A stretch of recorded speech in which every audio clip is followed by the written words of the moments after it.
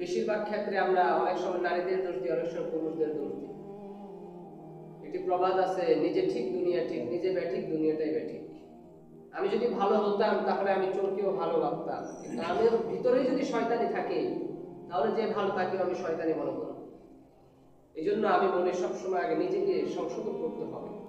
অন্যের দোষ ত্রুটি মানুষের সামনে তুলে ধরার আগে নিজের দোষ ত্রুটিগুলা নিজের ভিতরে যাচাই করতে হবে, যে আমি কি ভুল করেছি, যে আমার ভুল যদি মানুষের মধ্যে যাচাই বাছাই হয় তাহলে আমার কি শাস্তি হবে।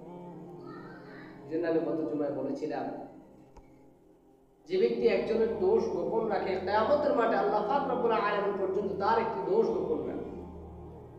যে ব্যক্তি একজনের দোষকে প্রকাশ্য দিবালোকে বলে ওঠে, আল্লাহ পাক রব্বুল আলামিন কিয়ামতের মাঠে হাজার কোটি মানুষের সামনে আপনার ওই দোষটাকে মানুষের সামনে বলা শুরু করবে। এই জন্য আমরা প্রত্যেকে দোষ ভুল ত্রুটি সবাই করি, গুনাহ করি, ভুল করি, সবাই করে, আমি করি, আপনি করেন। সেজন্য খেয়াল রাখবেন, এমন কোনো দোষ বিহীন মানুষ জমিনে নাই, সবাই করে। তদ্রুপ আমি যদি দোষ করি আপনারা ধরিয়ে দিবেন যে হুজুর আপনার অনেক দোষ হয়েছে, বা ইমাম সাহেব আপনি নামাজ পড়াইছেন, হয়তো আমাদের মনে হচ্ছে ভুলটা হচ্ছে, আপনি একটু বুঝিয়ে বলুন। কিন্তু আপনি চায়ের দোকানে বসে সমালোচনা করা ঠিক